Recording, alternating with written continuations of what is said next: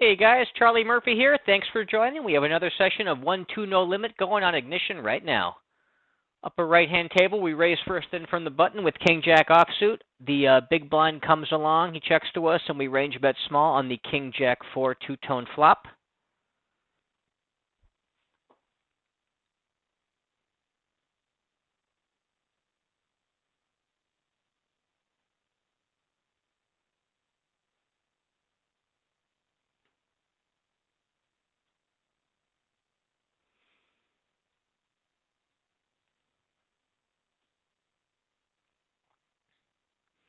Recreational player got it in with kings and busted, unfortunately, and then he left the table. That's a shame.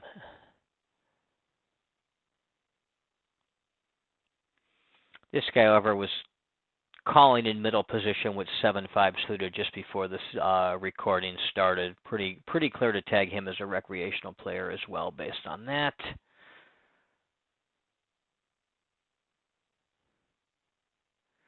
We got a short stack on the lower left-hand table. Player has been pretty loose and active and playing less than 100 blinds deep. He's potentially a recreational player as well. We'll put a maybe tag on him in the meantime. Lower right-hand table, we raise first in from the cutoff with Jack-8 suited.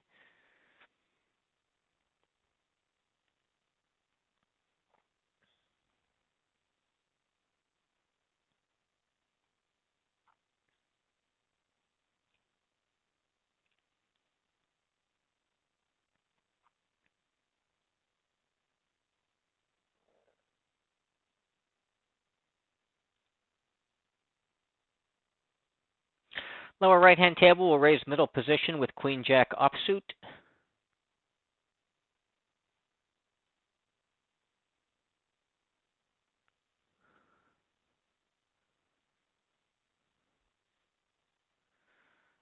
This maybe guy's not reloading, and he seems to be pretty splashy and active, so I do think that's a good sign. These upper two tables seem pretty reg heavy, no obvious weak players, so we will shuffle them out and look for a better spot.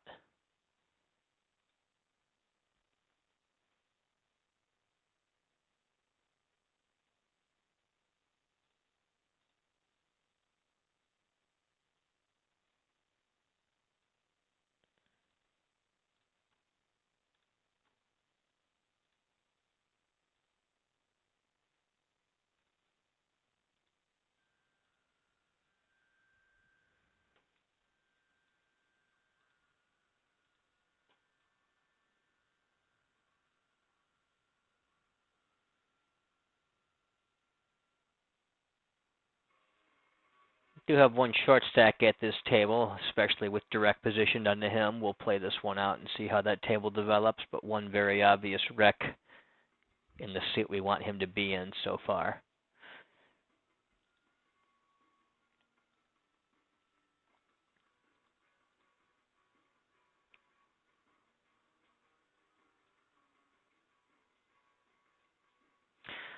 This guy I tagged as a recreational player based on calling 7-5 suited in middle position after a raise was put in. He's using a reg sizing and playing 100 blinds deep though, so we'll take a look at how this guy shows himself to play. But the pre-flop action tells me he's not thinking too seriously about things. At perceived to be loose, spazzy player raises first in under the gun. We're going to go ahead and 3-bet him here against the 2.5x open with our ace-4 suited. Something like an 8.5% 3-bet range in this spot against a player using a 2.5x open under the gun. He's probably sufficiently loose to justify that. Could maybe even go wider than would be standard. I think a hand like ace-4 is very reasonable to 3-bet.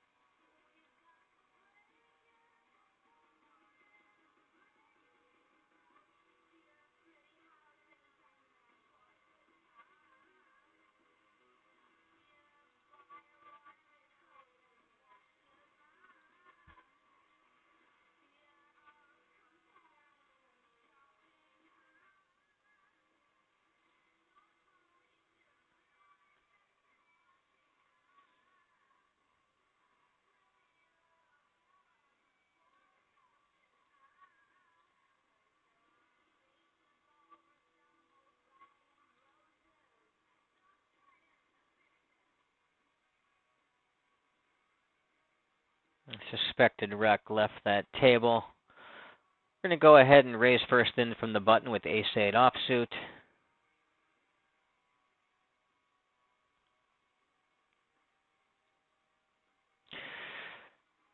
Got direct position on a shorter stack, another guy playing short. That table looks promising to start with. This table, the fish busted, the other suspected fish quit.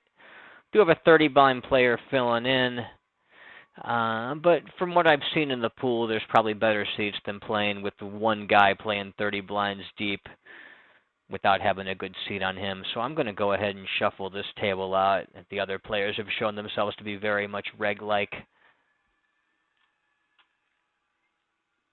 Look for a better one.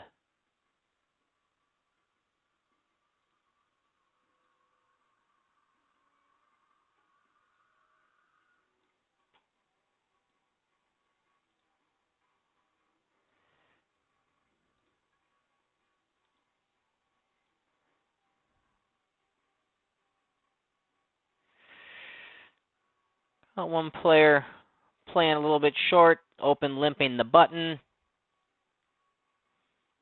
We've got almost direct position on him. We'll keep this table in there for now, see how it develops.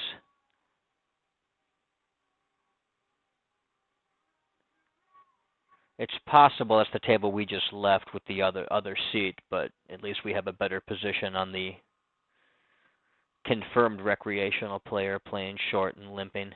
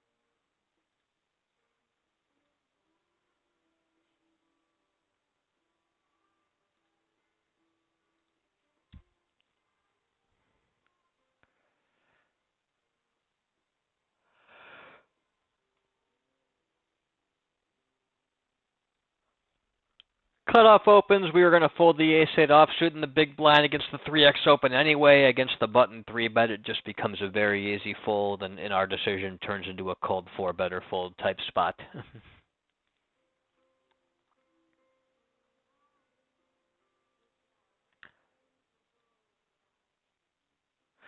Upper left-hand table, blind on blind. We open the 9s.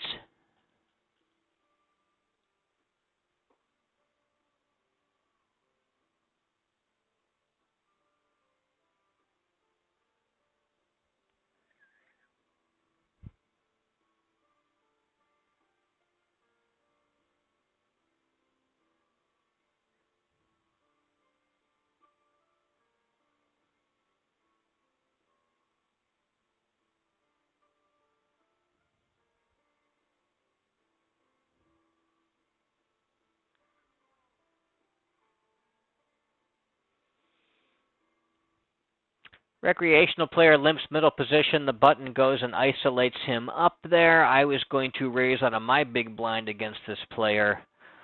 Now facing the raise from the button player, I'm going to go ahead and treat this spot like a 3-bet or fold. And I'm not going to use ace-10 in my 3-betting range, so I can just go ahead and fold that. Lower right-hand table, we checked in the big blind against the recreational player who limps the button. We checked the flop on king-3 deuce two-tone, and he checks back. Turn we made the 9 for second pair. I'm going to start jabbing at this pot small. Not too worried about him having all that many kings, having limp free flop and checking back the flop. Could have some, but I'm not that worried about it. Upper right-hand table, the recreational player limps under the gun. We go ahead and complete our small blind with queen 9, and we check our range on the ace-queen 5 rainbow flop.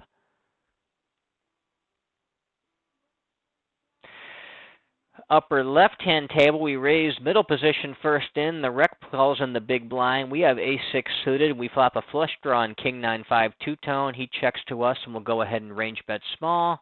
Upper right-hand table will fold our second pair against that pot-sized bet from the rec on the ace-high board.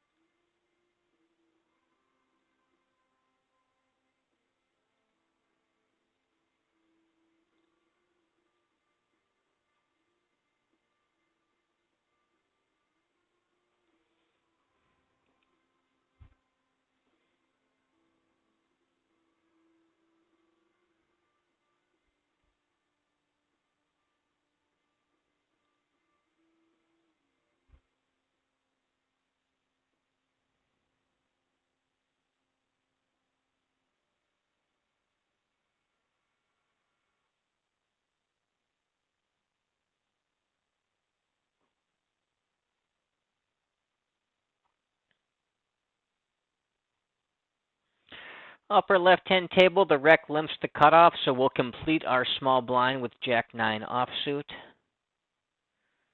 And we're going to check range on the flop on that ace-6-4 two-tone board to 2 players in position.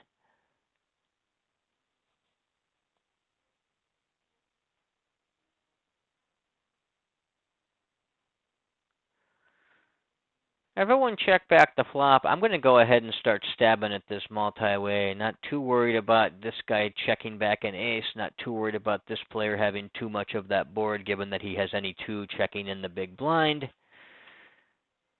Lower right-hand table, we face a min-raise blind down blind. Queen 4, while very weak, is still strong enough to call against a min-raise, as we're really not folding very much against a min-raise blind down blind. River ends up being the 9. I'm trying to decide if there's merit in betting this or just checking it down. I think I'm going to bet it so I don't have to decide if I want to bluff catch if he goes ahead and bets. He's really not going to fold better hands too much, but he might call me with some 6x, some 4x type stuff. Lower right-hand table, we called that flop bet with our weak top pair on the ace rather turn. I'm going to go ahead and check back my queen, looking to get this towards showdown as quietly and cheaply as possible.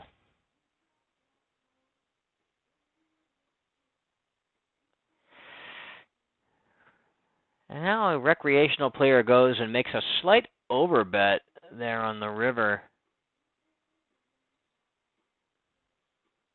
It usually signifies a decent bit of strength.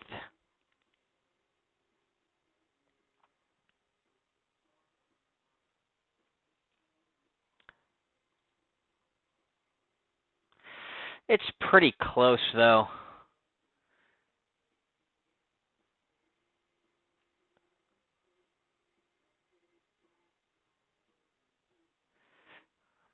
I think it's pretty neutral.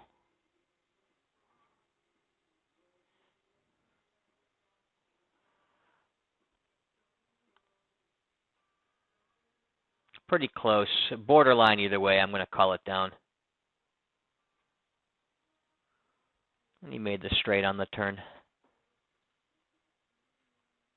The size up is the clue that tells me that it's probably not going to be bluffy enough, but the bet check bet line tends to be over bluffed, especially from recreational players. turnover card is fairly neutral.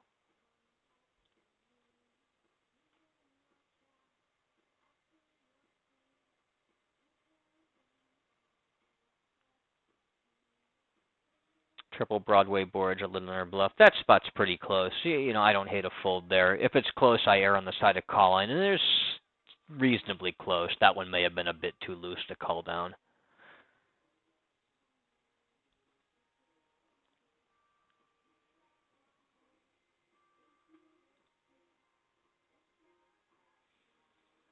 Jack-8, an easy fold against a 3x raise, a recreational player's call, and then a squeeze out of the small blind.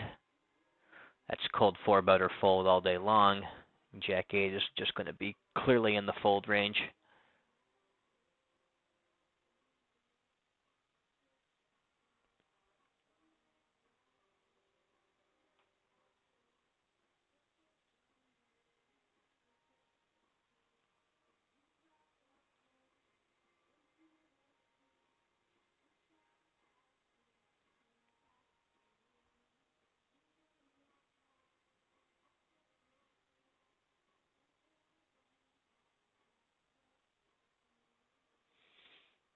Recreational player limps the button. The small blind completes. We'll go ahead and check in with our King-8.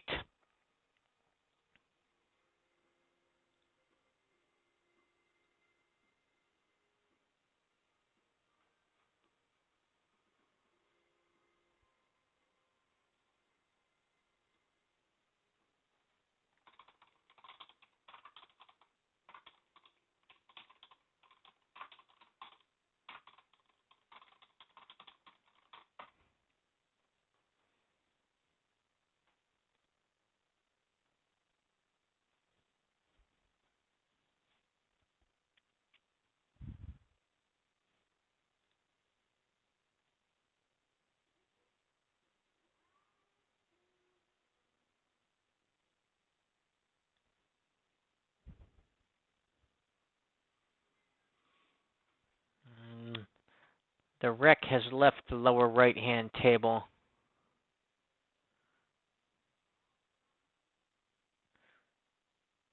Uh-oh.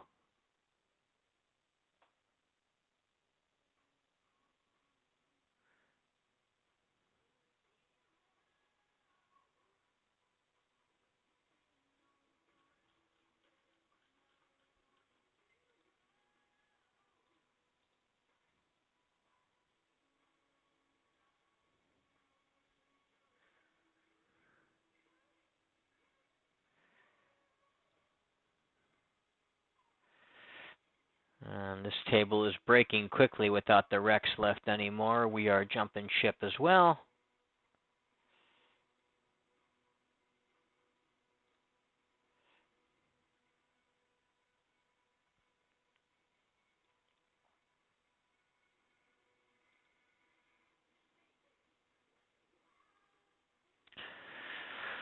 Upper left-hand table, the rec player limps the button. We'll check in with Jack-10, and we'll check range to him on the Jack-10-5 two-tone board. Looking to check raise that. He doesn't bite.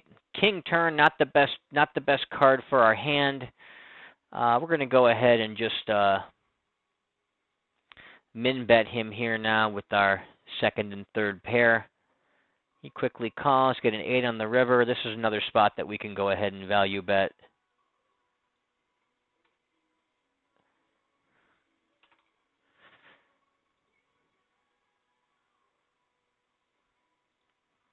Lower left-hand table, we'll raise deuces on the cutoff. Upper right-hand table, we get a Jack-6-4 monotone flop. We have pocket sevens from the cutoff. We have callers in position and both the blinds. So we're going to be checking range on that board with the in-position player and all those guys out there. Turn is a pretty good card for us. It gives us an open-ended straight draw to go with our second pair, and we've got a weak flush draw as well. I'm going to go ahead and start betting at this small. 8s and 3s are better cards for us. Hearts not necessarily. Sevens to a lesser extent are all right. Puts 4 straights out there, but gives us a set. Although we're mostly just trying to fold out, protect against equity from all those other players out there. And we could also be called by worse. He doesn't inherently have a jack in his range from calling that turn bet. We'll check back to sevens now on the river. We were against queen 7 open and straight draw, so we even got a smidge of value out of the guy by doing that. We got an under the gun raise first in for 2.2, a little smaller than standard raise. However, we are going to go ahead and 3-bet this guy with our king queen offsuit, probably about 9% of hands there against that smaller size. 9s plus, ace jack plus, king queen. Suited versions of ace 10, king 10 or better, queen jack suited, a couple suited wheel aces. That should get us to about 9.5%. I think that's appropriate for a small under the gun raise.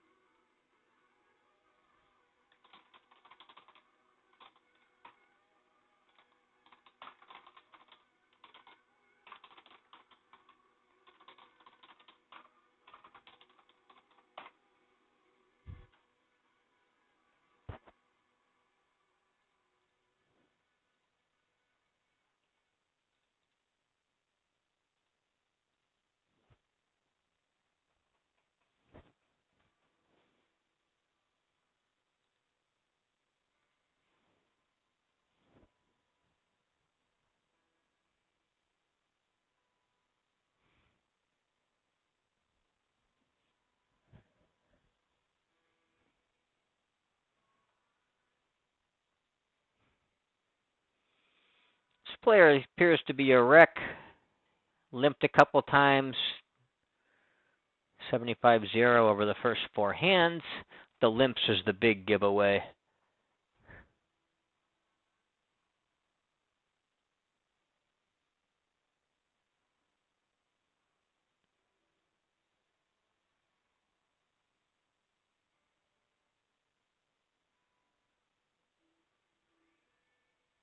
Lower left-hand table, we can raise first in on the button with ace 7 offsuit.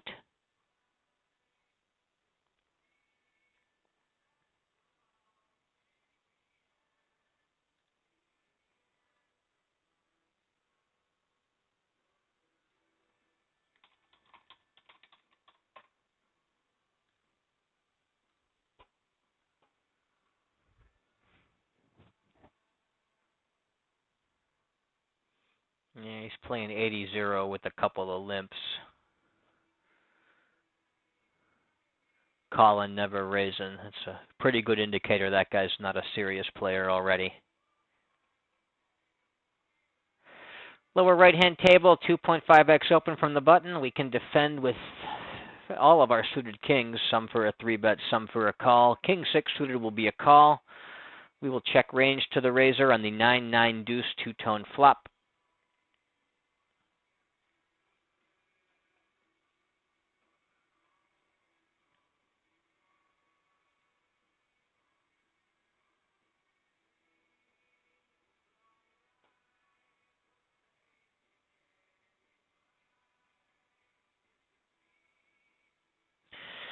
He checks back, jack on the turn. We're going to start stabbing at this pot when he doesn't bet the flop. He could have some ace-high type hands that are just trying to get the showdown cheaper. He could have some hands that just surrender that really should have bet the flop but didn't. Let's see what he does and try to make an assessment. River is the 3. I'm mostly worried about an ace-x type hand or a jack-x. I don't block any of the flush draws or straight draws that might have continued on the turn. I'm going to go ahead and use an overbet here. Rep 9x, 2's full, or just total air. Ace-x will fold pretty much all day long to that. Even jack-x, I think, is in a kind of a bad spot. Some players will call, some players will fold.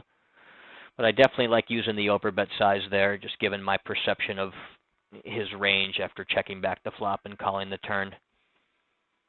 I think it's too easy for him to call with any pocket pair and even a lot of his ace-high against a more normal-sized bet there. Lower right-hand table, blind on blind, we're going to raise the queen 9 suited.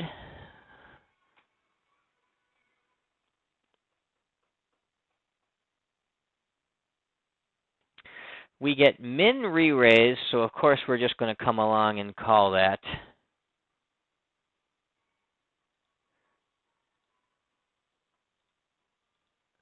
And we'll check range to this min 3-better on 7-4, 3-2 tone.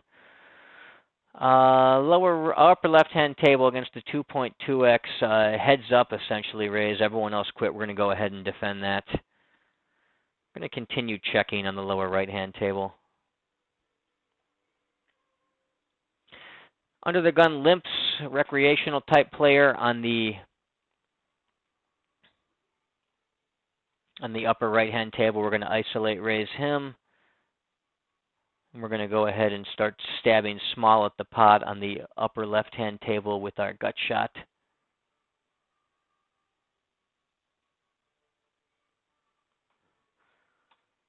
And now we're going to go ahead and bluff the river.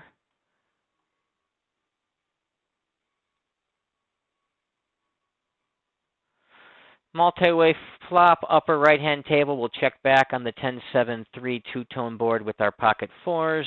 Pretty good turn card for us in that it doesn't improve anybody that wasn't already ahead of us.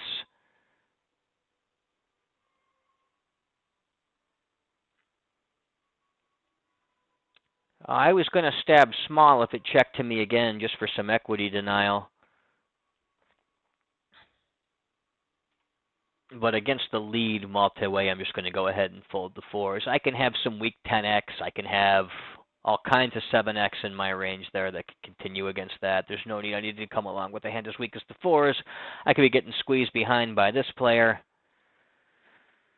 Upper left-hand table, our button raise first in. It faces a 3-bet from the small blind. Pretty healthy size, little over 4.5x. However, this is a pretty aggressive spot, button versus small blind. So we can go ahead and defend that 3-bet against a reg-type player with our suited connectors like 10-9.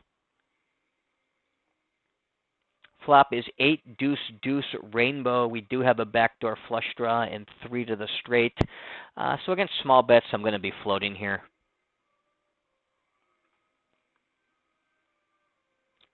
I've got quad 2s and 8s full in my range. A couple of 8x pairs like 9-8, 8-7, and I got some over pairs like jacks, 10s, and 9s. So I do have some reasonable hands here. No reason to raise, especially not in a board like this, but I definitely want to go ahead and float, looking for a 7, a jack, a heart, a 9, a 10. Something that gives my hand some extra equity.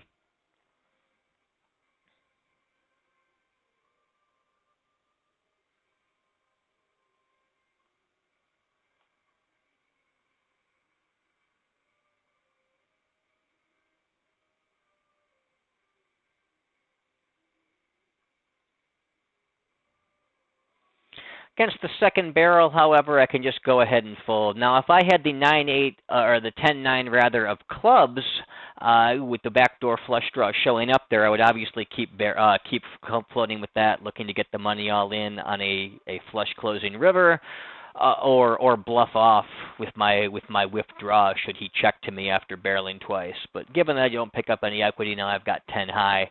No reason to continue in that pot any longer.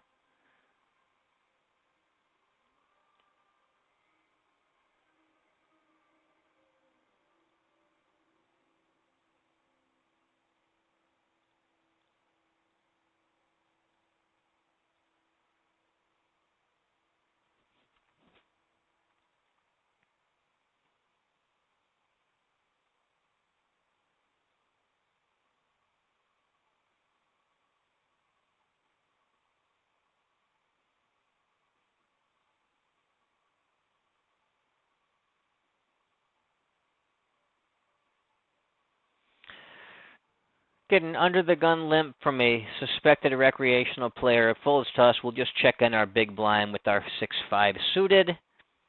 We flop a gut shot on 7-3 deuce rainbow, and we will check range to him. We now have a double gut shot with the 9 of spades showing up, both the 8 or the 4. It gives us the straight. We're going to start jabbing at this pot after he checks back.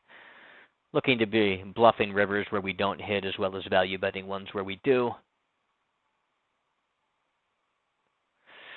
Ace on the river. We're going to go ahead and stick with our plan and continue bluffing, try to fold him off marginal pairs or higher draws that beat our 6 high.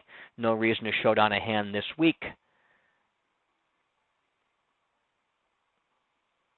We get raised up. I almost wonder if this is the kind of hand you want to rebluff with, at least from a theoretical sense, because we could have some 5-4 in our range, and we also block it, 5-4, making the stone cold nuts.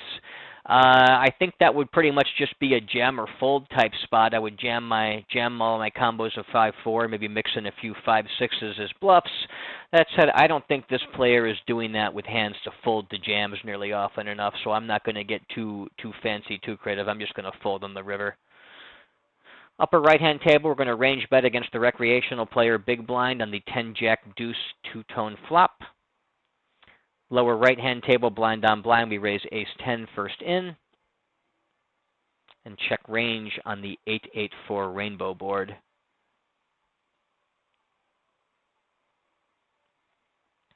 Turn is the 5 of spades in the lower right-hand table. We're going to start jabbing at that pot small out of position, as opposed to putting ourselves in a spot where we check and have to decide if the guy is stabbing or making some kind of thinner value bet.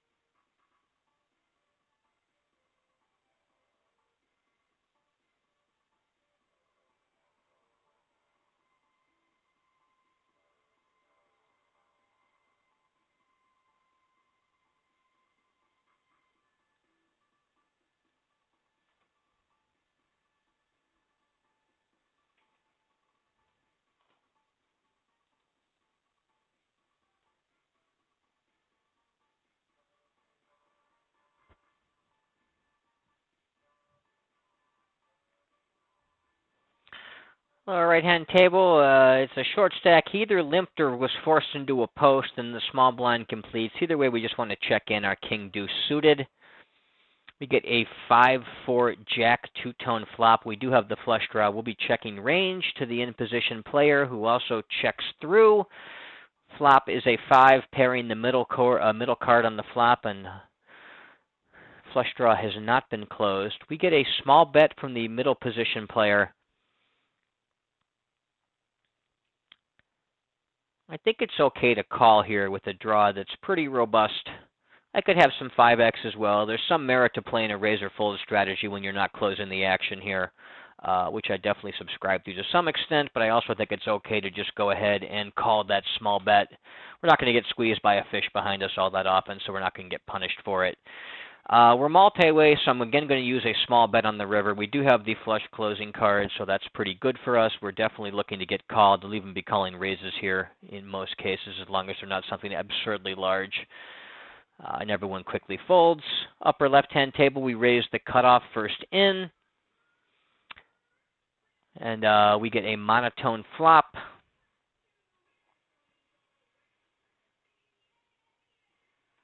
Go ahead and put in a small range bet. Lower right-hand table, we'll go ahead and raise blind on blind with 4-3. It's pretty close. If you wanted to fold it because the short stack's not going to give you the implied odds to play it, I guess I don't hate that decision either. 4-3 is pretty close.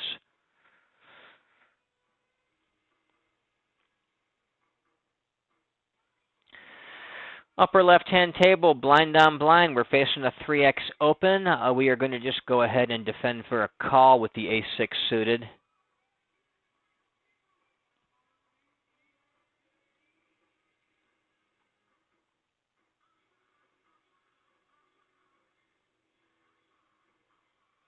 We face a small bet. We got an overcard, but no other, technically we have some backdoor straight draws, but they're awfully weak. And just an overcard, a weak ace high. I think it's okay to go ahead and fold that one. Much rather call with two overcards, a single heart, a backdoor club draw, some backdoor straight draws that are actually going to be more robust than a gut shot to a low end of a straight like that. I think it's okay to fold that one. That may be a bit too nitty in solver land, but I think it's going to take us out of some bad spots later on down the line. A player who's a slightly loose passive recreational type, 3x opens from the cutoff. We're sitting in the small blind. I think I may deviate a bit tighter because this guy's been a bit passive and treat it more like a middle position open. I'm still going to be 3-betting about 8%, however, against this guy, including Queen Jack suited. My range will probably look like something like pocket eights, suited versions of ace 10 or king 10 and better, Queen Jack suited, offsuit ace queen plus, and a couple of suited wheel aces like ace 5, ace 4. Against a traditional cutoff open, we probably have a few more hands in there like the rest of the suited broadways, the ace 9 and 10-9 suited, king queen offsuit, but we can dump a few of those marginal ones where this player is perceived to be a bit on the tight passive side. Well, he's slightly loose in that he limps, but his raises are probably a bit tight. He's a bit passive and tight with the raising first in. But either way, we do want to be playing Queen Jack there. We're not going to make massive deviations based on some perceived nittiness and passivity.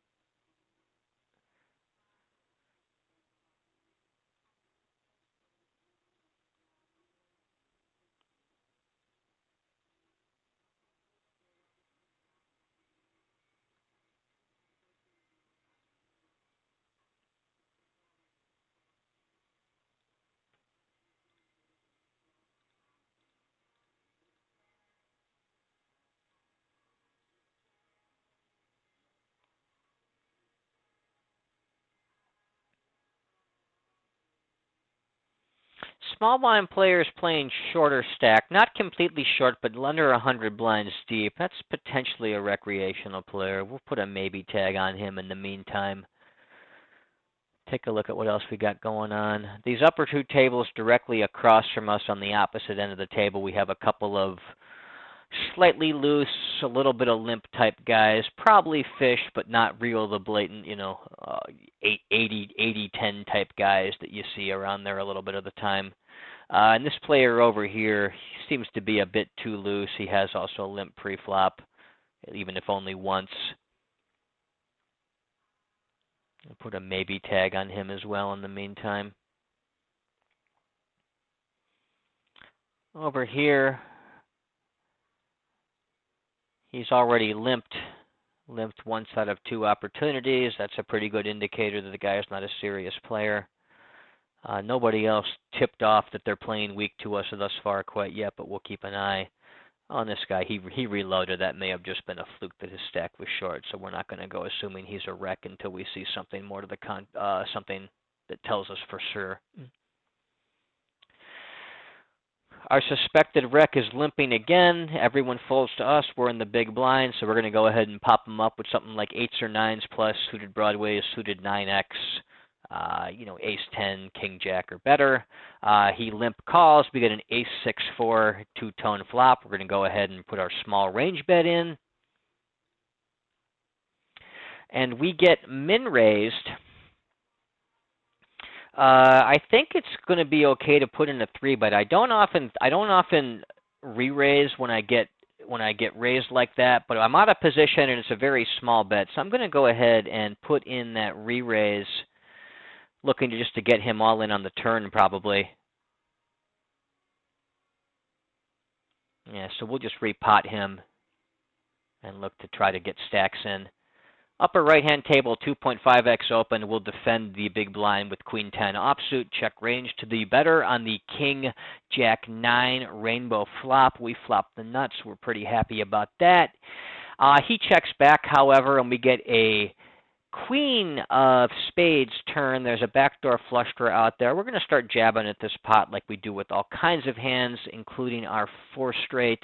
I typically follow through and keep betting both with bluffs and value. If I do want to split my 10x range, I think there's merit into checking a hand like the Queen 10 because with me having a pair, I also block some of his bluff catchers. I'm not going to get too cute and creative. I'm just going to keep blasting like I would do with my whip spade draws, my random ace-x type hands. Just see if he wants to really put another bet in there with the marginal hand. He doesn't give me credit, and we get some value out of our 4 straight. Lower right-hand table, the recreational player limps. We complete the small blind with Jack 9. The big blind checks in. We check range. We again flop the nuts straight. We have a 10-8-7 flop. It checks through, and unfortunately, another 4 straight shows up on the turn. We are going to start stabbing at it, however, with our 9. Look to get some money in from a pair, 2 pair, whatever. We get min-raised by this guy. We don't have the nuts. You know, Queen 9 is now the nuts. He may continue blasting. Last time we 3-bet him, he just folded out. I think we're just going to fold out too many of his stupid hands and give him a chance to keep betting if we call and check to him again. So I'm going to play this a bit more passively just because my hand is so obvious and non-nutted. He goes ahead and he bets half pot. I am going to try to put in a small check raise for some value, though, here. I'm not going to blast it for pot, make it easy for him to fold. If he's got something middling, but, you know, without a 9, give him a chance to call. He had King 9, so he had the straight as well. But I think that's a reasonable way to play that in that spot. And this guy's bet sizing, and he's just doing weird stuff. We can be pretty sure that he's not a serious player.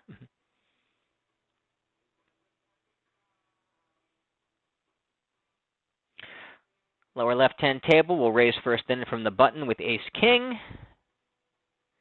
Small blind folds, the rec comes along in his big blind. He checks to us on the Queen 10 deuce 2-tone flop. We'll go ahead and range bet small.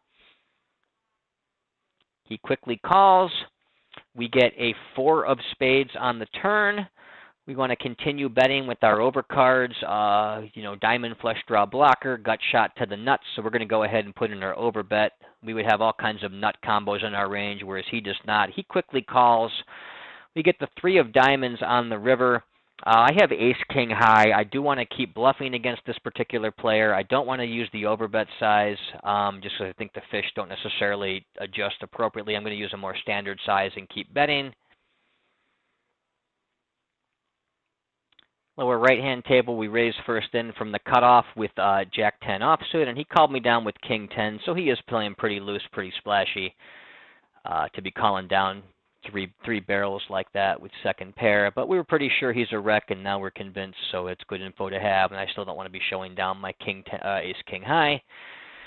Lower right-hand table, we'll go ahead and range bet small on the King 7-6 monotone flop. We've got Jack 10 with the Jack of spades.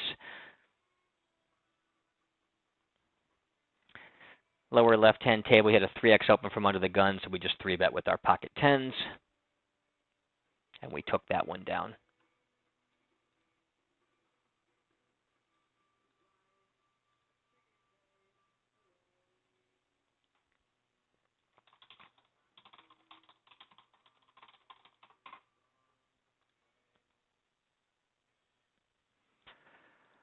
Cutoff raises 2.5x. We're sitting there on the big blind with Jack 7 suited.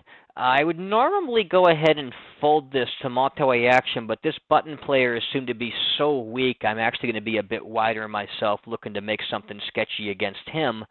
And I will go ahead and check range on the 10-6-4 two-tone flop. We do have the flush draw, so things are starting out promising. The middle position player continuation bets into an in-position player, but does it small. He faces a min raise from the in-position guy. I'm going to go ahead and flat this. I'm not that worried about this guy having a ton of super strong hands or the in-position player really having my draw dominated in any way. So I'm content calling with the flush draw. I usually don't have donks as well, but now given that I've got two players in position, I think the fish is going to call down with all kinds of hands that are way too loose. I'm actually going to go ahead and start leading small here with my flush. I should be able to force him out with anything marginal, and the fish should come along with a lot of stuff. He didn't come along in that spot, but I think I'm going to get a lot of action from this guy with marginal hands that have no business coming along. So I'm content doing something a bit weird and actually donking out and leading in that multi-way spot when the flush closer hits.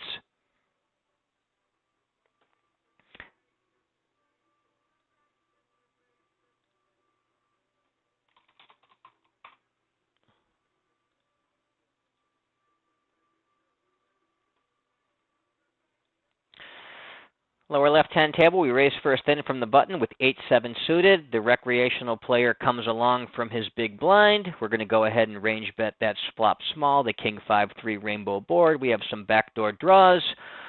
We picked up the 9, so the 6 gives us a gut shot. Given how this player has been so sticky, I think I'm gonna just check this back and not get myself into a spot where I'm triple barreling off into him again. If I had if I had more equity, if I had a combo draw to go with this, an open-ended straight draw, I would keep barreling for an overbet. Here, I'm not going to overbet this particular hand because I don't want to get myself caught having to triple off. I will stab at the river as a bluff if he checks to me again to bluff in a less expensive fashion. But I don't want to sit there and triple off against this guy who's shown himself to be pretty sticky post-flop. And he ends up calling me down with the weak king, which is a reasonable way to play that hand.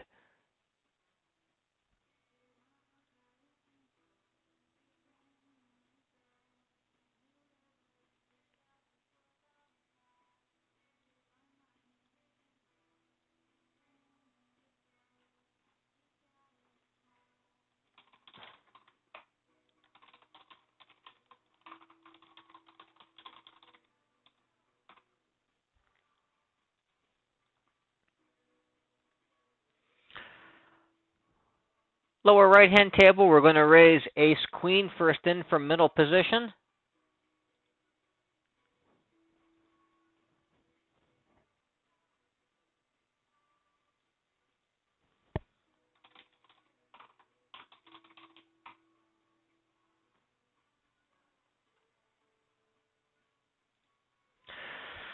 Lower right-hand table, we get a small blind player calls our raise first in and checks to us on the queen 7-5. He's only playing a half stack deep. We have top pair, top kicker. We're going to be looking to start getting a lot of money in later streets if he comes along. We start with the range bet on the flop, and he quickly folds.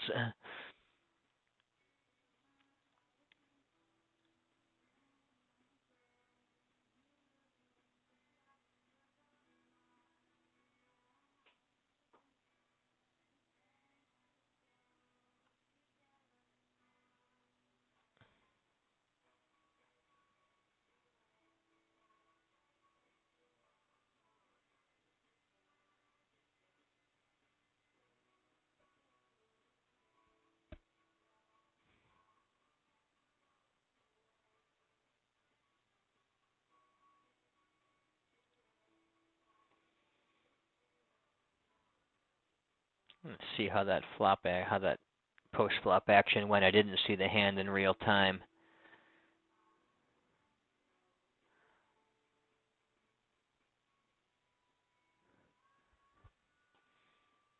So the rec limped the button. The big blind popped him up to 12. The rec called. The small blind folds out.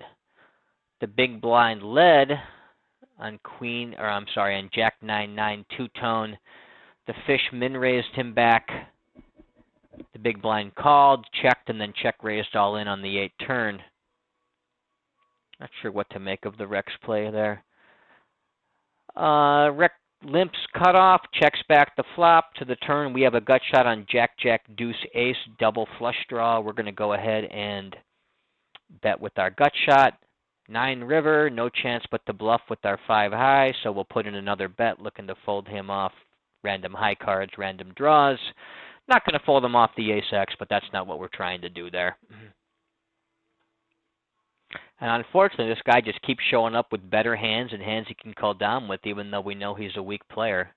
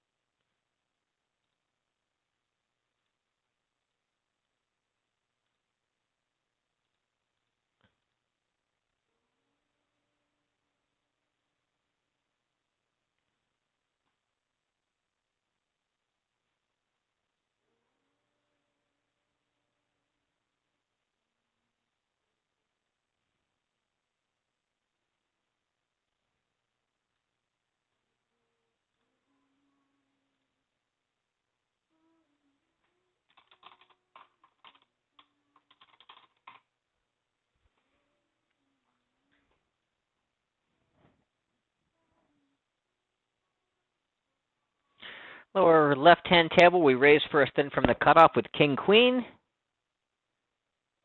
Our buddy the Rec goes ahead and min raises us back from 2.5 to 4. We're, of course, going to call with essentially any 2 against a weak player for that kind of sizing.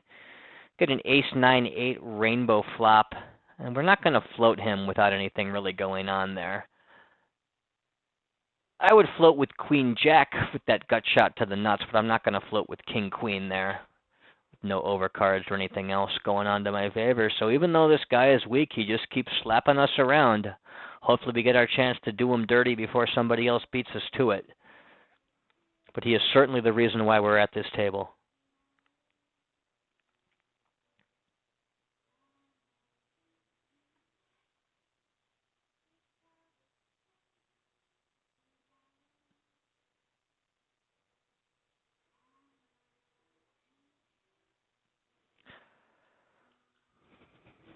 Lower left hand or lower right hand table rather, the middle position player opens to 2.5x, 10-9 suited just outside of my 3-bet range. I'm probably 3-betting 9s plus and suited broadways, ace-jack plus, king-queen, and a couple of suited wheel aces. 10-9 just outside that range.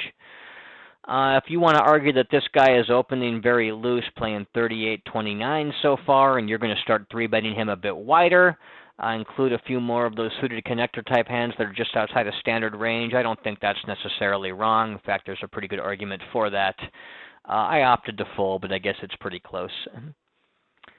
Upper left-hand table, we have a 85 blind player. He's got a blind out there. It looks like he was a forced post when he sat down at the table. We'll complete our small blind with Jack-9.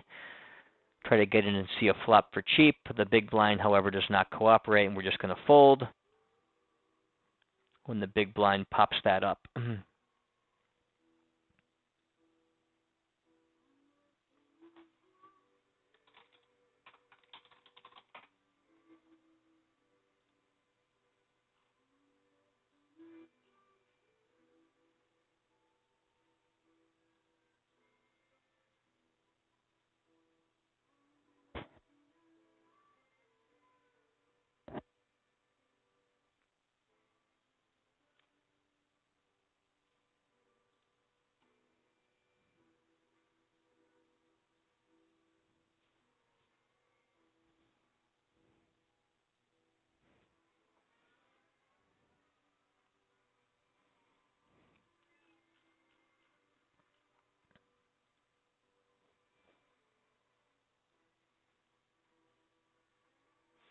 Upper right-hand table, we got a button raise, a small blind 3-bet. We're going to be playing cold 4-bet or fold, and 8-7 off is an easy fold from our big blind.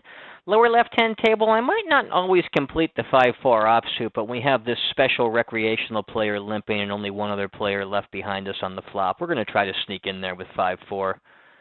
Look to hit some kind of straight or 2-pair. Upper right-hand table, blind on blind, we will be raising the 10-8 offsuit. Get quickly called, and we're going to check range on the 9-6-3 two-tone flop. Against the half-pot bet, we'll check call. I would check raise some gut shots. I prefer to have some kind of backdoor flush draw to go with it, though. So I'll just check call this one. Against that half pot bet, I'm going to check call against the reg one time. Against the rec, rather, not the reg. Continue checking there on that 8 of diamonds. I'm going to continue checking again. I don't think he's really folding any pair, but he might have something goofy. He bets half pot, paired turn, or paired river, low run out. I'm going to go ahead and hero call this. It's 6-7. Upper right-hand table, I could consider turning it into a bluff, or I could just try to check down my top pair on the four flush. I'm going to go ahead and fold against the pot size bet. I'm not really checking the bluff catch. I'm checking to try to get the showdown or at least a cheap call down. The other option is just turn the hand into a bluff on the river and pot it myself. Even though we have top pair, it's a 4 flush and I don't have any piece of the flush, so a hand is really not that strong.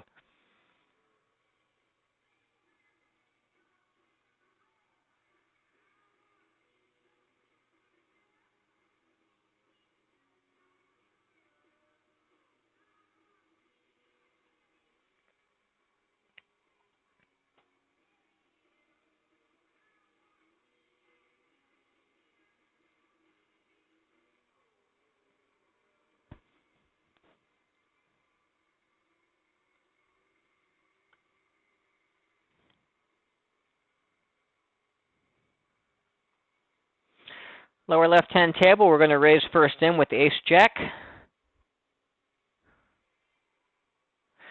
The rec comes along as he does virtually every single hand, this time from his small blind. Lower right-hand table, recreational player limps the cutoff. A tight reg limps behind him. We're going to go ahead and isolate with our 9s out of the blind. Lower left-hand table, we're going to go ahead and range bet small on the king, queen, deuce two-tone board. We've got a gut shot and the backdoor nut flush draw, and we get a fold for once from that guy.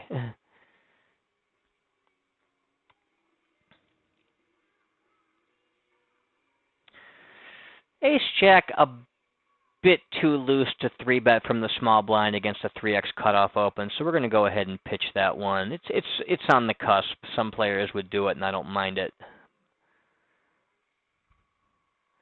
Upper right-hand table, we raise first in from the cutoff with Jack-10 suited, get called by an in-position player who's new to the table and a slightly loose, passive, recreational type player from the big blind.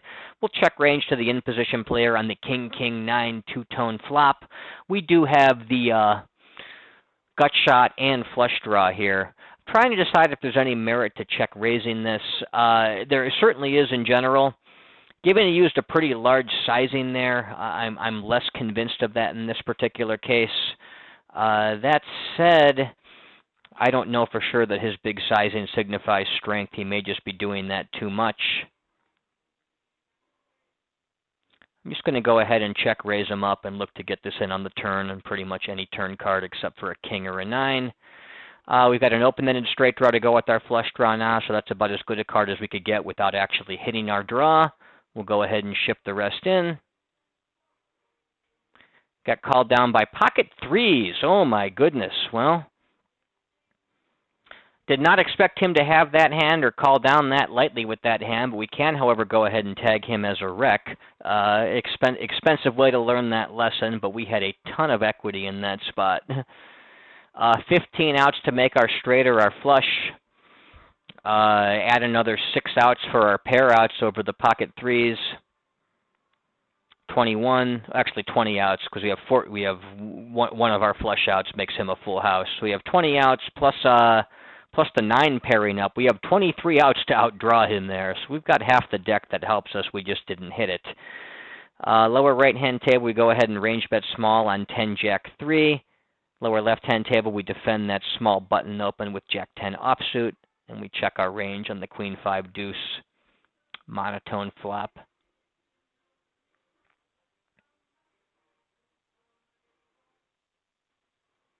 And we'll just check fold with no overcards, no spade, anything like that going on.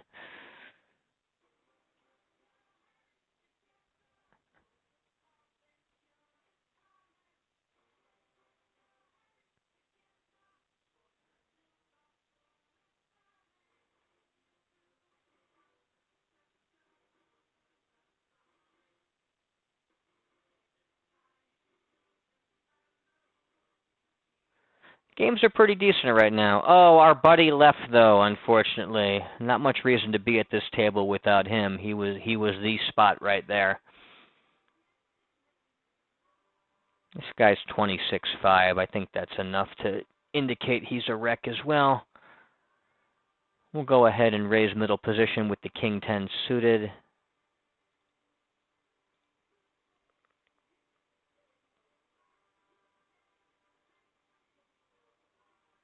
Get 3-bet in position. This guy hasn't been particularly loose with his 3-bets thus far. There's no reason for me to go ahead and defend this. I can make a fold. Check range against the wreck over here in the upper right hand table after limping in pre-flop. He goes and bets 4. I'm just going to fold my 8 on Jack 8 two-tone 8 with no kicker with the deuce. Keep an eye on him, see what he's doing, but we're pretty comfortable this guy's a fun player. A big-time fun player based on what we've seen.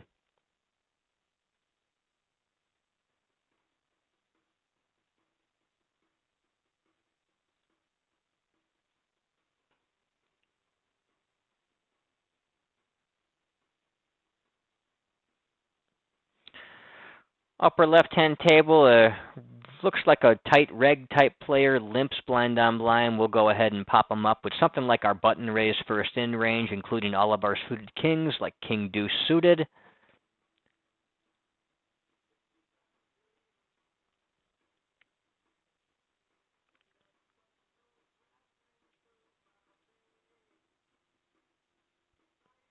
And he limp re-raises me. Pretty sure we can just fold King Deuce via limp re-raise. That's a very weird line, not one you see very often in these games. Got a new table here. There is a player. He's cold calling on the button. He's playing 60-some blinds deep. He's most likely a recreational player, so we'll stick this table out for a couple orbits and see how everyone's playing.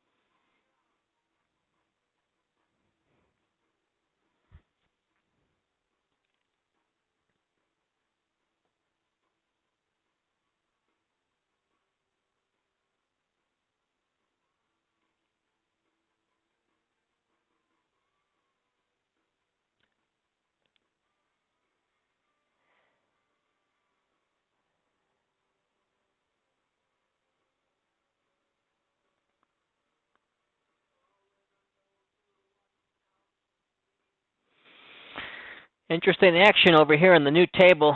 Didn't see if seat 6 posted or limp, but the shorter stack limps behind, and the button makes a very small isolation raise. Only goes to 3x with a couple of limpers out there. Table looks promising so far.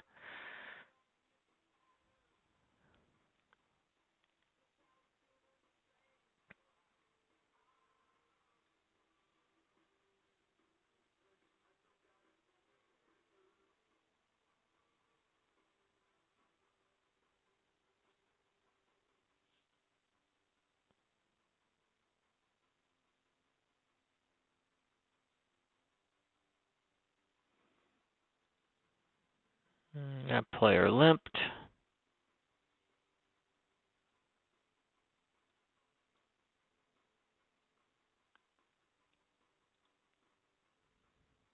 Got a limp, a small isolation. I'm going to fold in my big blind with Queen 10. I'm going to play mostly 3-bet or fold without closing the action.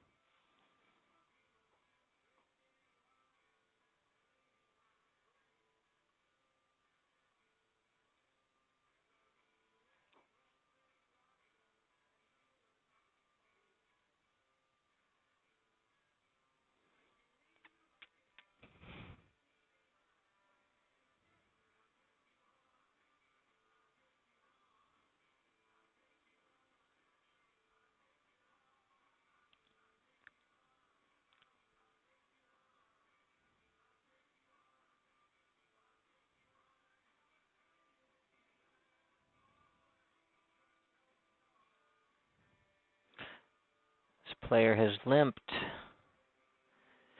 as has this player. Tag them both as the wrecks they appear to be.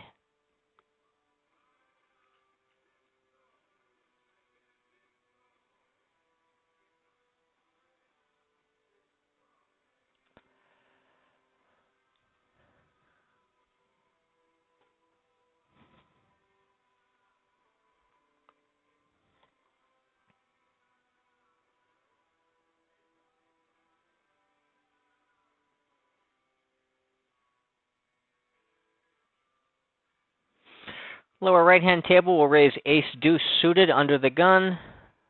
This player seems to have shown enough that he's on the weak side.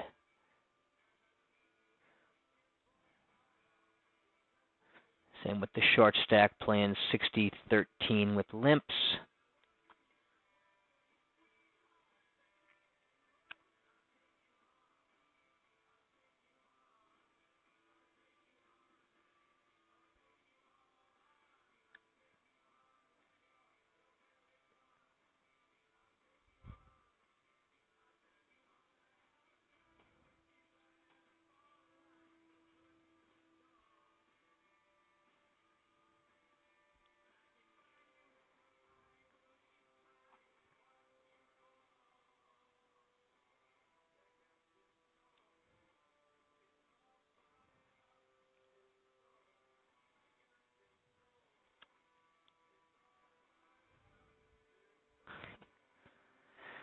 I'm not going to continue, but some wacky action here with this guy overcalling that 3-bet.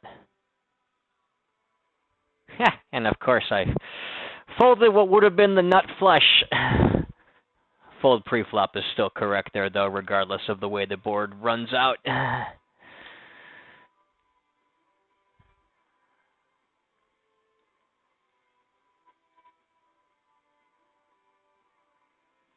And a 3-better is checked back twice. Maybe he's going to end up having a hand like ace-king, ace-queen.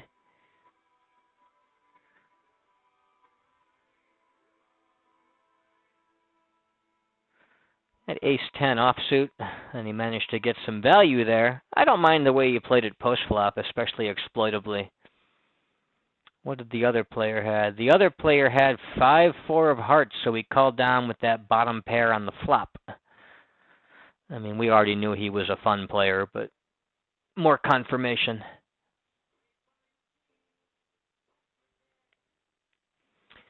I got some pretty decent games out here. Just to pick up a strong hand against these guys is all I'm really waiting for at this point.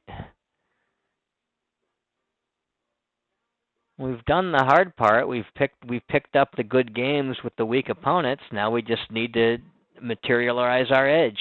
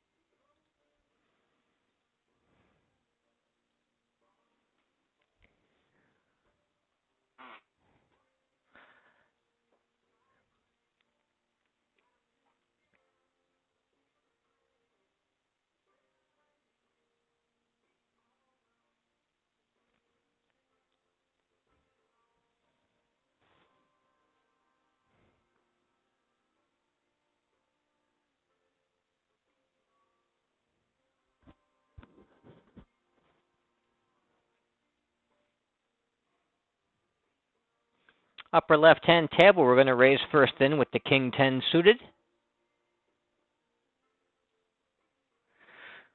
Fun player in the cutoff comes along and calls, as he's doing on most hands. Then we get squeezed by the button, which is probably a very smart play given this player's certain weak range.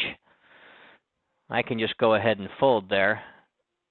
I don't want to call too much out of position to two players right there with the larger 3-bet. I'm not sure if I call much of anything there. I'll be 4-betting fairly aggressively. Normally it would be at least queens plus ace king to stack off, but I think I'm going to be 4-betting jacks to stack off there with the extra money out there. This guy's aggressive 3-bet tendencies, the fact that he might be squeezing real liberally with this other wacky player in there in the middle. I think jacks is probably a pretty standard 4-bet call off there, given that scenario as well.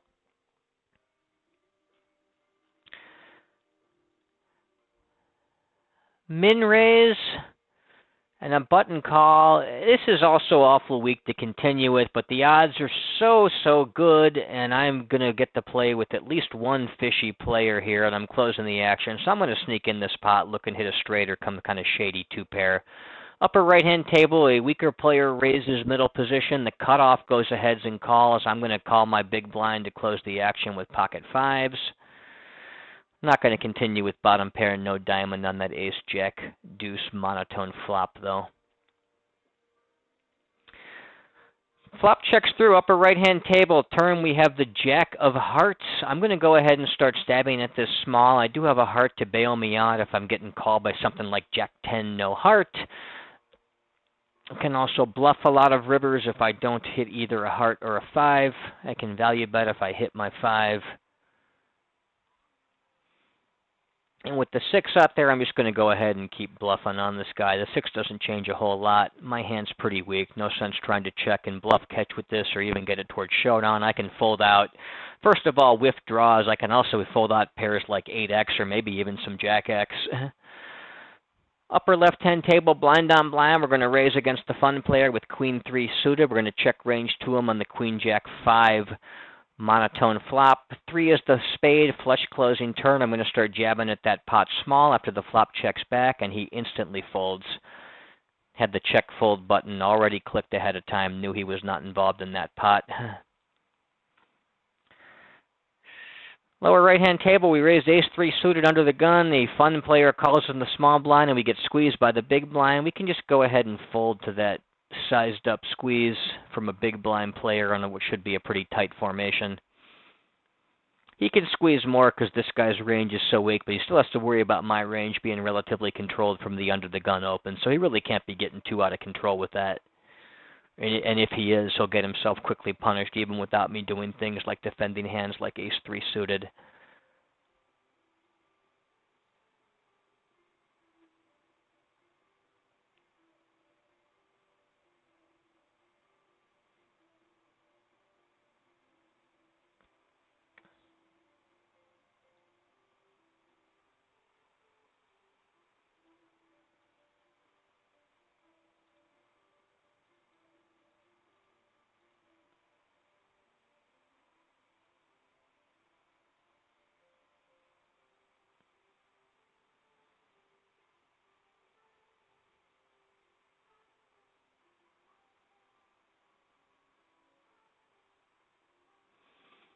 This player is questionable for how much of a fun player he is. He just cold 4-bet. He's called a few times without raising. It's not obvious that he's doing that too loosely though, or in spots that are blatantly terrible to do it. Well, we'll put him more in kind of a maybe category for whether he's a fun player.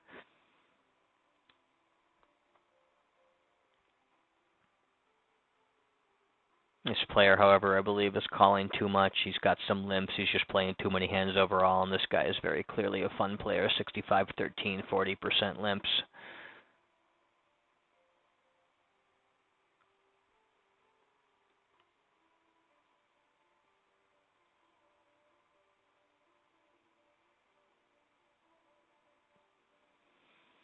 This guy's not necessarily a weak player either. Stats seem to be converging to something more reasonable. Doesn't have any limps.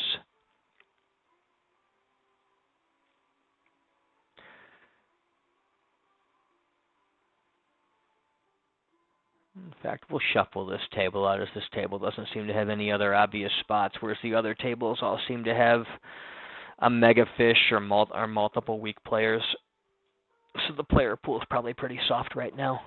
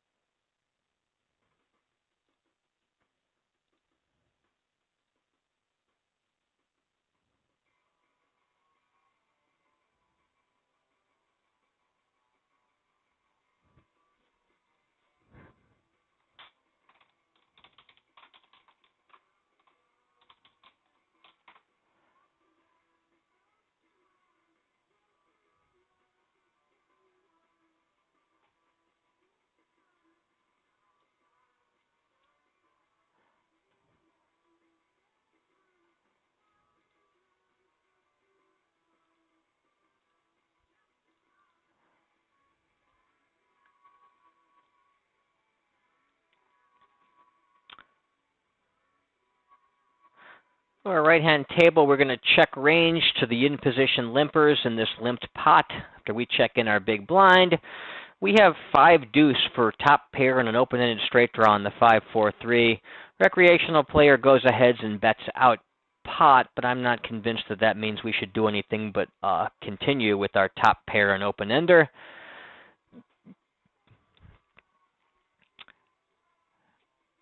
Upper right-hand table, we raise tens blind on blind against the funded player. We're going to check range and look to check raise and play this guy pretty aggressively. This is the guy with pocket threes that would not go anywhere with us before. So we're going to go ahead and put in a check raise with our overpair, thinking that any pair is coming along against us here.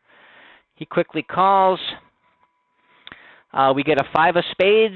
It does complete some draws, but I'm not going to give him credit for that. I want to start betting to get the rest of the money in here. If I go 22 into 33, put about 77 out there. Let's see if I go about 75% a pot.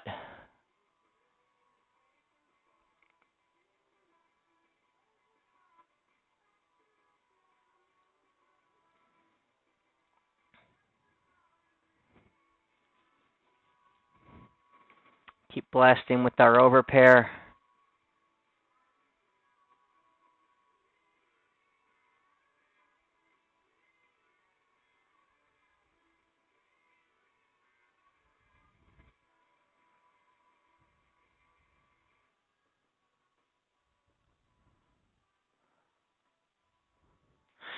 We moved him off whatever he had on the turn.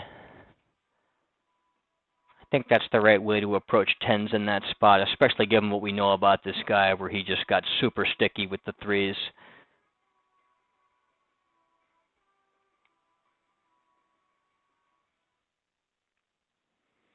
Got a player playing shorter, only 1 seat directly away from us, or 1 player between us, so we have almost immediate position on him, and he's just likely to be a wreck. So we're going to check this table out.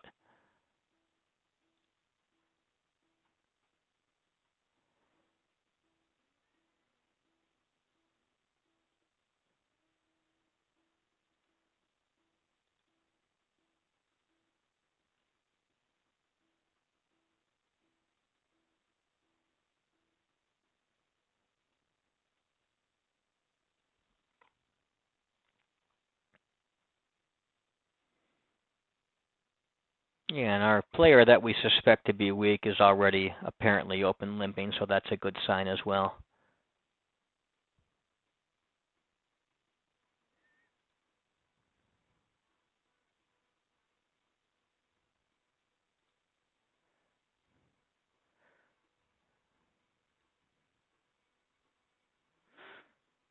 Potential weak player here, cold calling quite a bit pre-flop. We'll see if we get a better read on what he's up to, but I'm already a little bit suspicious.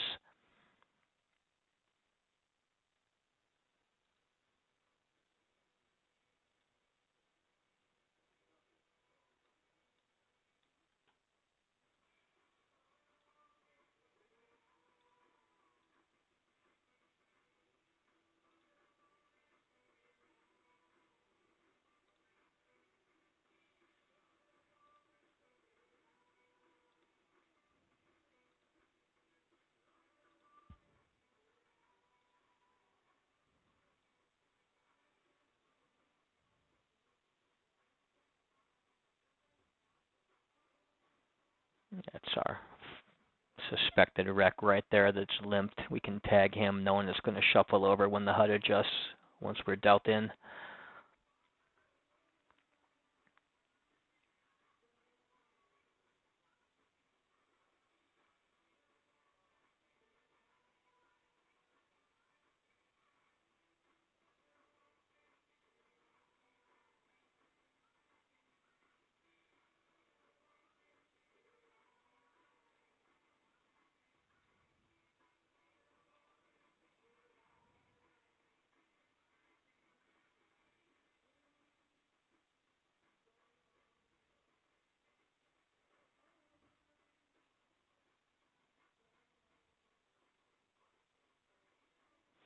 Upper left-hand table, we'll raise the cutoff first in with our nines.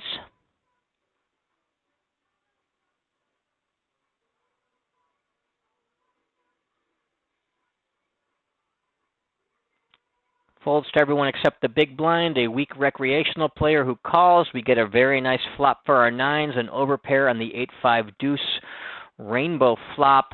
Normally against these leads, I just go ahead and flat them. However, against a player who's weak, fishy, and could have a lot of marginal one-pair hands, they're going to get scared away. I want to start getting money into this pot now. So I'm going to go ahead and put in a raise with my small overpair, looking to get some value from 8x, 5x type hands that just aren't going anywhere.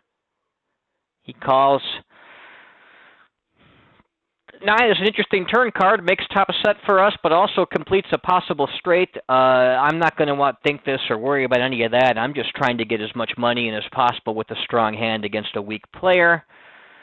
If I go about 2/3, let me see, that would make 1632, 54. I think we can go about 15, 1530, 52, leave him with 34 behind. Yeah, that's good. Roughly equal sizing on the turn in the river is what I like to do. And it seems like a good way to go about this.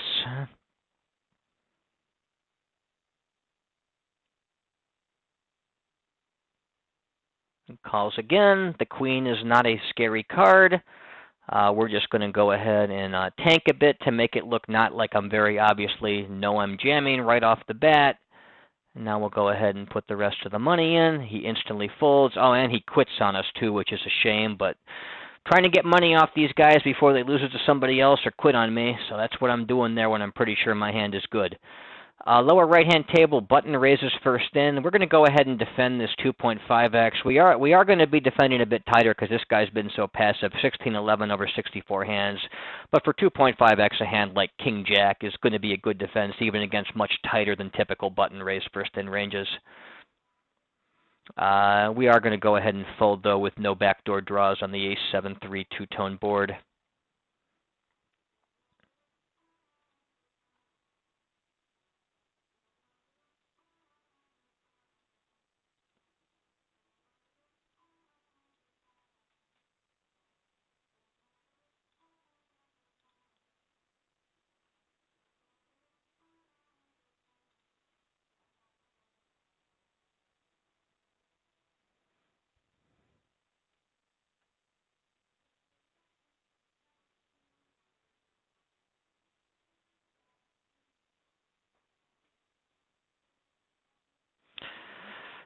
Lower right-hand table, blind on blind. 9-4 suit a little too weak to open.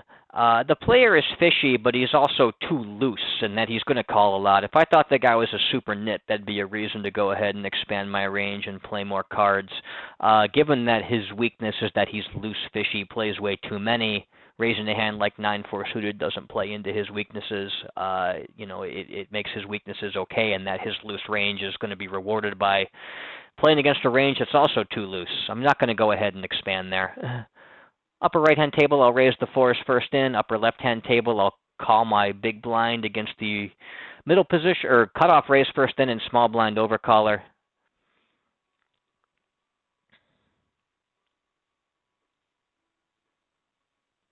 Going to go ahead and check range on the ace, 9, 8 two-tone board. We get a small 3-bet in position. I can call a decent bit because that's so small, but a hand like pocket fours might just be a little bit too loose to get involved there out of position to 2 players. Upper left-hand table, flop checks through, and it checks to me on the turn. We have the 4 of diamonds in our hand on a 3-flush board, so there is some bailout on a diamond. We also don't have any reason to think anybody's too particularly strong, so we can go ahead and start bluffing at this pot.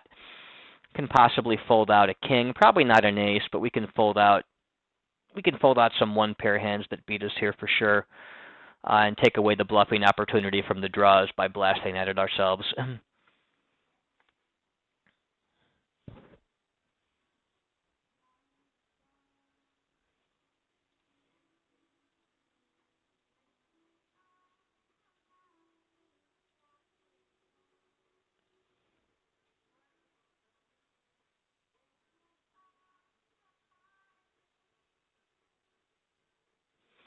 Upper left-hand table, raise first in from the button with the 10-8 offsuit.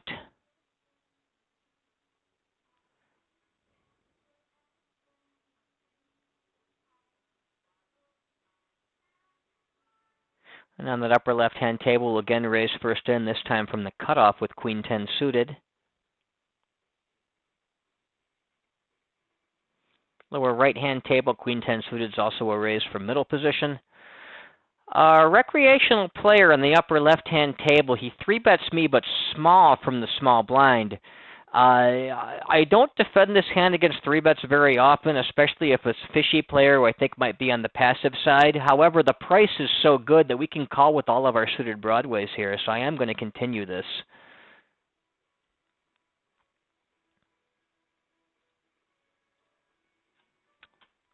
Lower left-hand table, blind on blind. We get a 3x open. I can go ahead and defend with my 5-4 towards the bottom of the range. Upper left-hand table, I'm going to check back my marginal top pair. Lower left-hand table, when he checks to me, I'm going to go ahead and stab with my open-ended straight draw on the 3-deuce-deuce board. Upper left-hand table, he half pots into me on that 9 turn. I've got the open-ender to go with my top pair. Easy hand to continue with.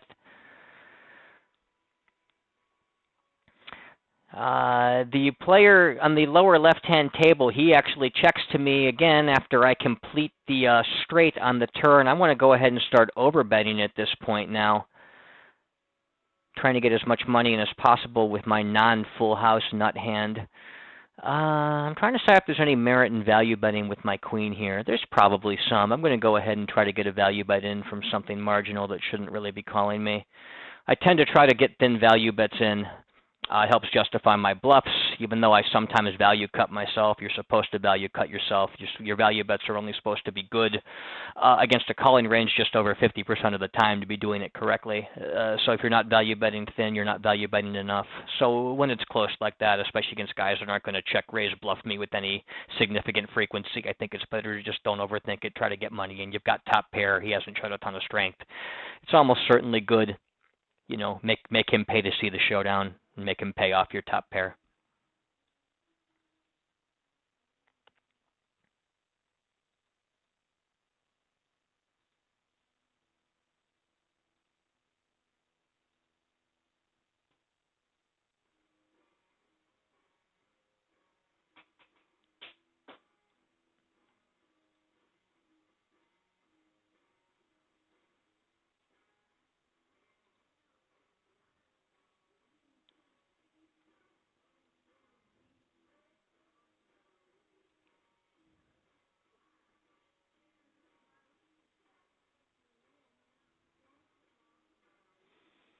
2.5x open from the button on the lower right-hand table. Ace-7 offsuit would be a standard defense against a button opener. This guy has been pretty tight pre-flop, though. 21-13 over 70 hands, which is significant enough for pre-flop VPIP and pre-flop raise stats.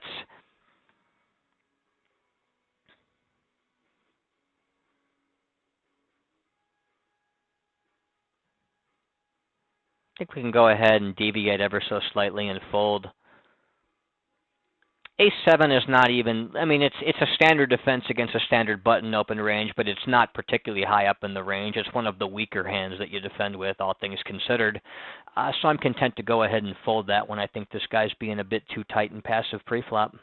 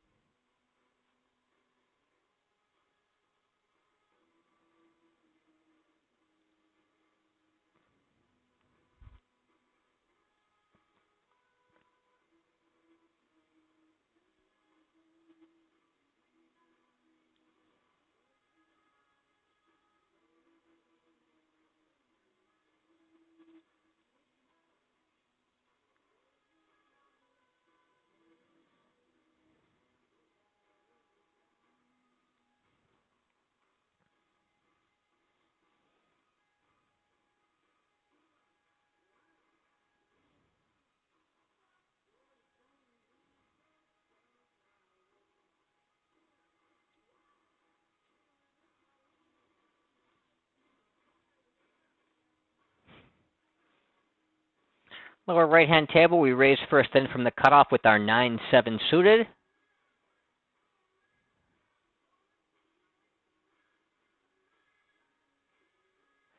Upper right-hand table, we got a 3x open from a recreational player in middle position, a guy that's been loose and splashy. We have nothing to do but go ahead and defend for a call and close the action on the big blind with our pocket threes. And check range to him on the King 10-9 rainbow flop. Easy fold there without anything going on for our hand. A very coordinated board that we don't have any piece of.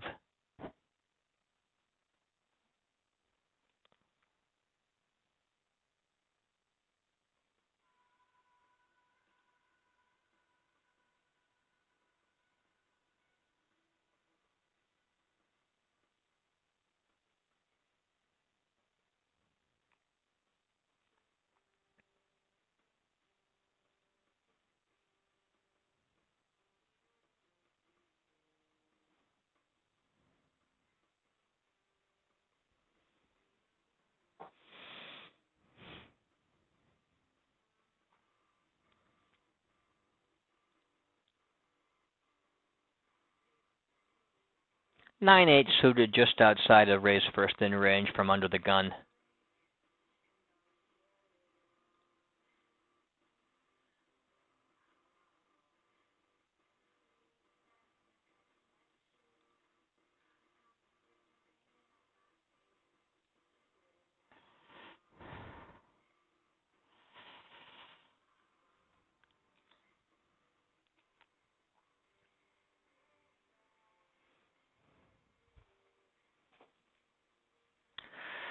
Lower left-hand table, player opens 2.5x. He may be playing a bit loose and splashy, but otherwise seems to be a reg type, no limps, not a lot of cold calling pre-flop. We're going to go ahead and 3-bet him against his 2.5x open with the King-Jack suited.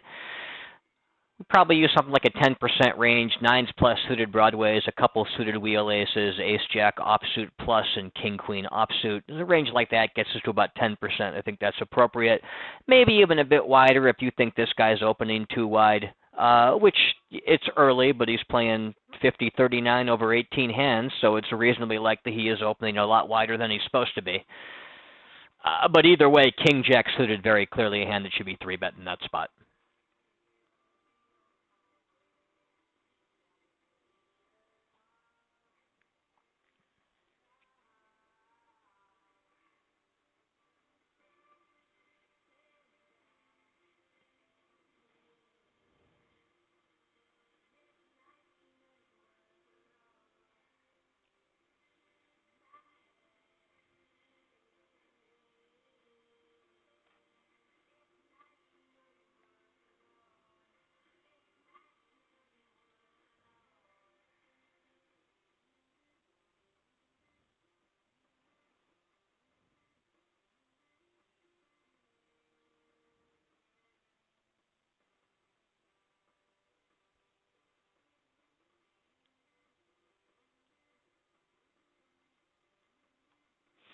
Upper right-hand table, we raise first in from the cutoff with Jack 10.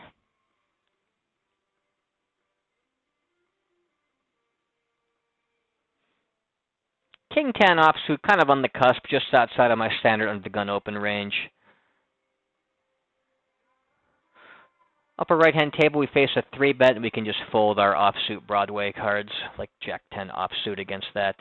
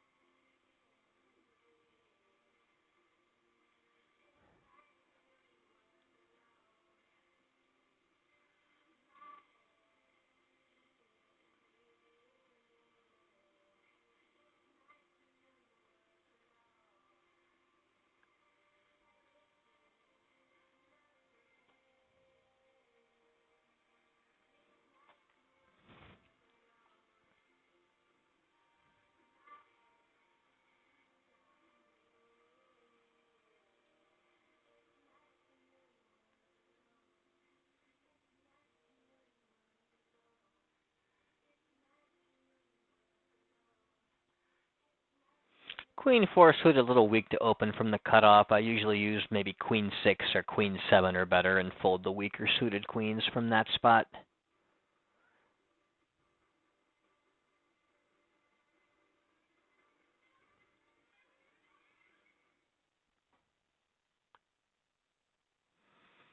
Lower right-hand table, we can raise first in from the cutoff with King 4 suited.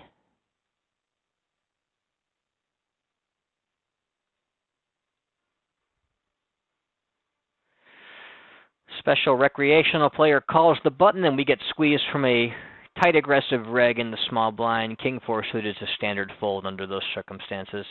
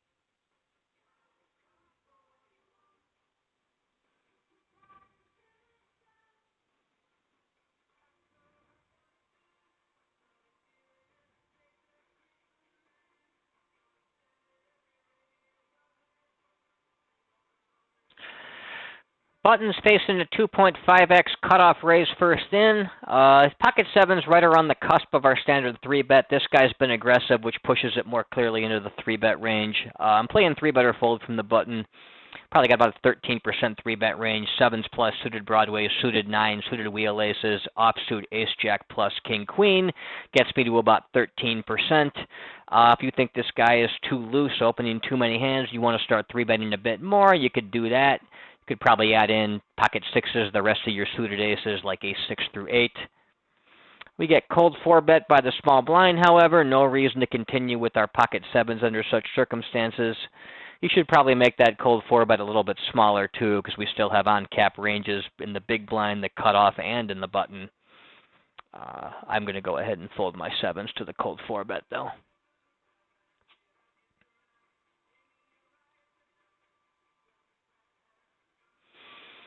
Probably defending against appropriate size 4-bets with something like 9s through queens, suited combos of ace queen, ace jack, king queen, and trapping with the aces, and then shipping in my kings and ace king.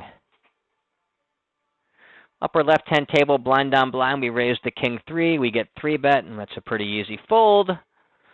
Lower right-hand table, I want to be playing 3-bet or fold from this spot with the limper behind me. I'm just going to go ahead and fold the 5-4 suited.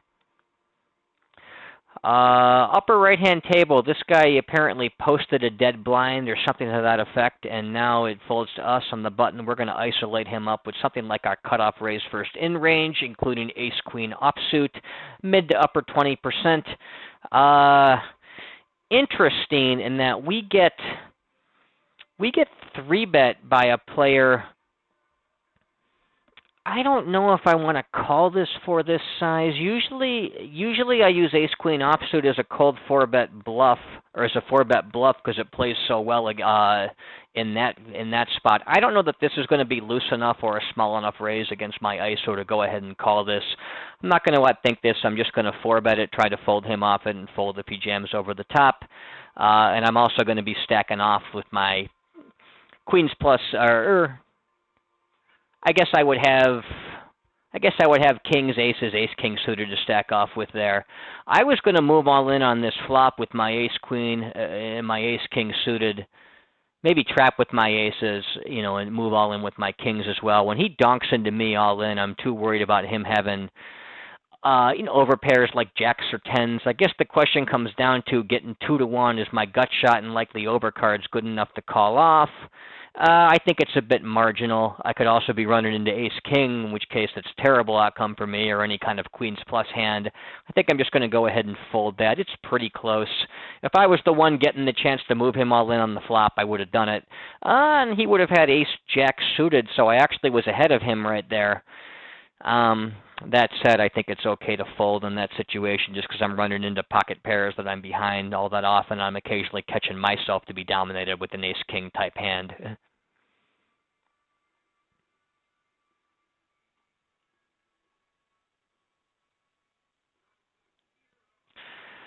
Lower left-hand table, blind on blind, 3x open. We'll defend with the ace-7 offsuit. Monotone flop, 10-6-5. We do have the ace of clubs, which is obviously pretty relevant. We're going to go ahead and start stabbing at this flop once he checks to us. Upper left-hand table, blind on blind. We're going to 3x raise with our king-8 offsuit. We get check raised. I'm going to be continuing for a call with my entire continue range here. I have sets. I've got 6s and 5s. I've got some 10-6, 10-5 suited. I've got some 6-5 offsuit. My 6-5 suited is probably raised pre-flop. I've got all kinds of flushes and all kinds of naked ace of clubs. I'm going to go ahead and just call for continue with that. Various 10x with decent clubs as well that are going to continue to come along. He keeps blasting into me. He bets again. He bets 20 into 26. I think it's reasonable, again, to call with the ace-high flush draw. River is the 6.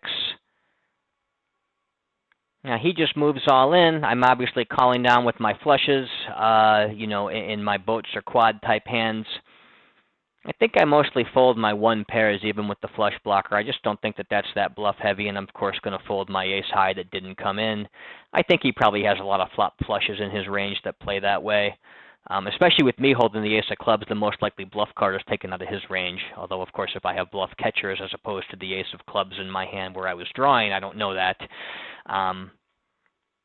But I suspect that line is probably pretty strong overall.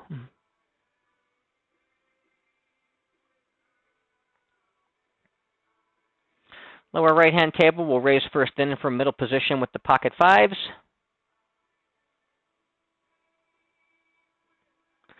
I would be about to where I'm cutting the session off, but the seems to be some weak, fishy players at my table, so I'm going to stick around for at least a little bit longer.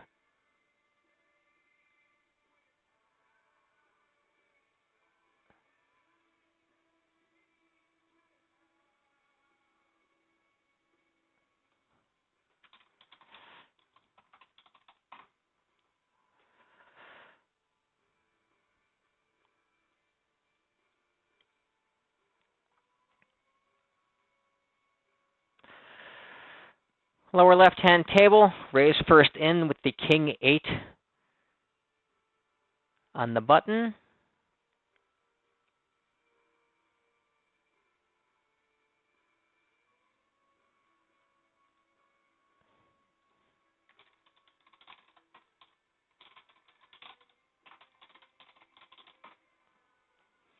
Against the 3-bet, we'll just go ahead and fold.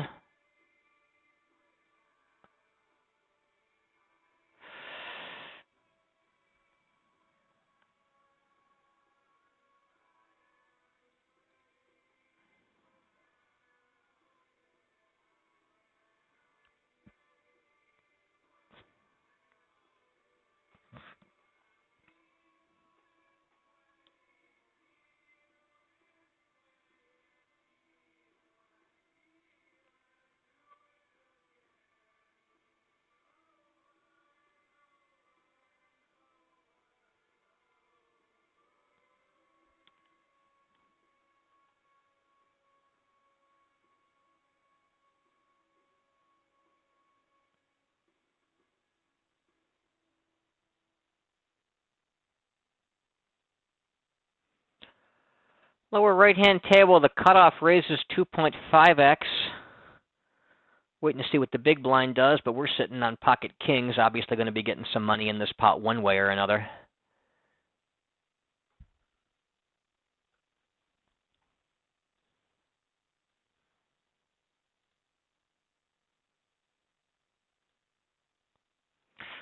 Small blind folds. From our big blind, we're going to be 3-betting a linear, roughly 10% range. 9s plus suited broadways, suited 9s, ace-5 suited, ace-queen offsuit. We'll go ahead and pop them up with the pocket kings. Lower left-hand table, we raise first in from middle position with the king 10 suited. Upper right-hand table, we're going to raise first in from the button with queen 9. Upper left-hand table, we raise first in from the cutoff with ace-queen suited. Lower left-hand table, queen, jack, offsuit, a little outside of my standard raise first in under the gun range. It's pretty close, though. Upper right-hand table, we're going to range bet small on the 7-5-3 against the fish. In the small blind, he goes ahead and calls us. We pick up an overcard for top pair. We're going to start overbetting on that texture as the queen does not really complete any draws. Upper left-hand table, we get a 3.5x 3-bet from an in-position player. We can go ahead and call with a few suited Broadway cards like ace queen, ace jack, ace 10, king queen, king jack, maybe pocket 9s. Probably 4-betting with hands like 10s plus ace king to stack off, and mix in a few bluffs like ace queen offsuit and some wheel aces.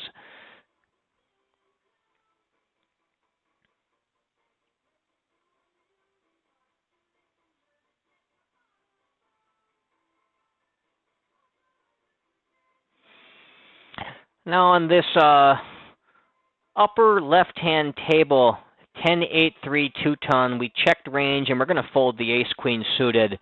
If I had pocket 10s, first of all, from calling it pre-flop, I would check raise those if it wasn't 4-bet. I can have all kinds of, ace and king high flush draws and backdoor flush draws. I'd be check raising those as well. Probably check raising them to about 24. I'm looking to move all in with my flush draws on the turn and my backdoor flush draws, that pick up equity. Ace-queen offsuit, no backdoor draws, or ace-queen suited with no backdoor draws, we can just go ahead and fold.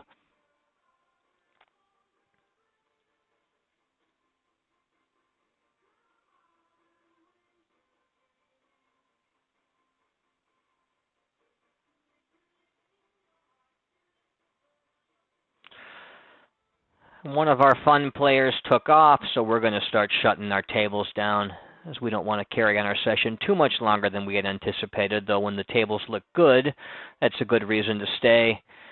This fun player just bounced. The fun player that was here bounced. This guy's still in play, but we have the worst position possible versus him. He's direct position to us. Up at this table, only one player left that we had tagged, and he's not even that obviously a bad player. He's borderline at worst. So we had some reason to stick around, but our reasons are now gone, so we're shutting our tables down.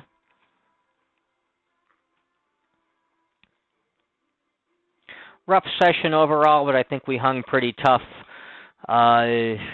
our river bluffs were not very successful. Usually that's a source of profit. They did not even return as much money to me as I invested on them in this particular session. And I feel like the folds were coming from when I actually had big hands I wanted to be called down with. We didn't call a single river bet, you know, and as the winner either this session. So when you're not getting river folds and you're not winning when you call on the river, your results are not going to be that good. That said, we only were down about 1 buy-in in EV and about 2 buy-ins in equity adjusted all in from when we had that big combo draw in against the under pair that we couldn't fold out and couldn't hit. So overall, the results aren't too bad, even though the session really was pretty tough and frustrating. Well, thank you very much for watching. Hope you enjoyed it. This is Charlie Murphy signing off until next time.